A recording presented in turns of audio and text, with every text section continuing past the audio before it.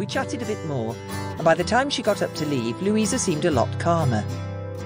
"Now you look after yourself," I told her. "Make sure that you're eating properly and start taking folic acid straight away." "Yes, Mum," she joked, rolling her eyes. Or should I say Granny? "Hey, I'm way too young to be someone's granny," I laughed. "I think I'll be a nan or a nana." I gave her a big hug at the door. "I'm so happy for you, Flower," I smiled. "And I'm sure Charlie will be too when you tell him." "I really hope so," she said nervously. "I'm going to meet him after work and break it to him then." As I watched her walk down the path to her car, my heart was bursting with excitement for her. Louisa was going to have a baby.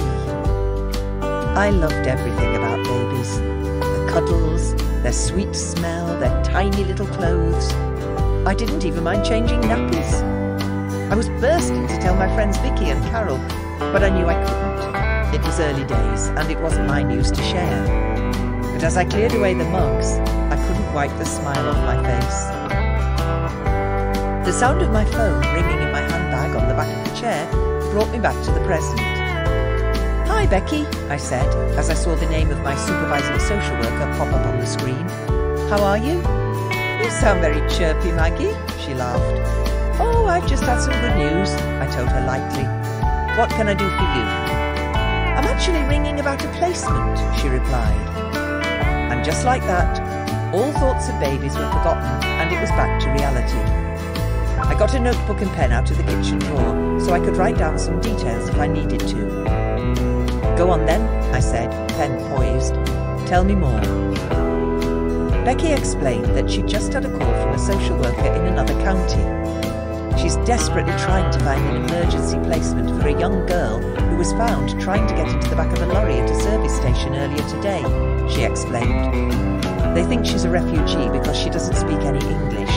They're currently trying to find out where she's come from and where her family are. "Gosh," I gasped. "Poor kid, she must be terrified." "By all accounts she is," sighed Becky.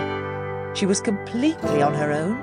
She had no shoes on and hardly any belongings with her. They suspect that she's been sleeping rough for a while." "How old is she?"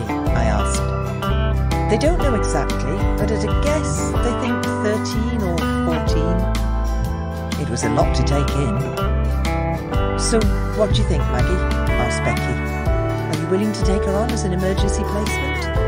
They've been contacting carers in their county, but no one has the space to take her today." "Yes," I said without hesitation. "Of course I'll take her." My conscience wouldn't let me turn away a frightened young girl. I couldn't even begin to imagine what she must feel like, being alone in a foreign country where no one spoke her language. "Thanks, Maggie," sighed Becky. "The social worker dealing with it is a woman called Penny, and I know she's going to be so grateful." The girl was currently having a medical to assess if she was well enough to go into foster care. "I'll phone Penny back now, but I'm not sure what time they'll arrive with you," she told me. Obviously, she's coming from out of the area, so it's probably going to be at least an hour's drive. "Are you okay to wait in for the rest of the day?" "Yes, that's fine," I told her.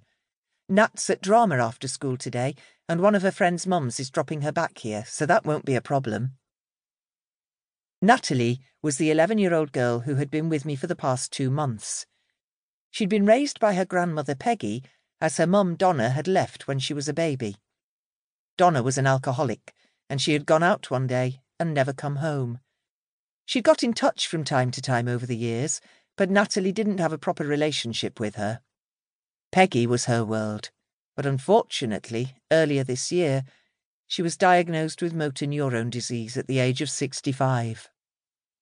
She was doing okay so far, but there would come a point where she couldn't walk or talk and would need full-time carers, which meant that Natalie had had to come into care. She was devastated at being separated from her beloved Gran, but she went round to see her 3 times a week and had settled in well with me. Natalie was currently my only placement.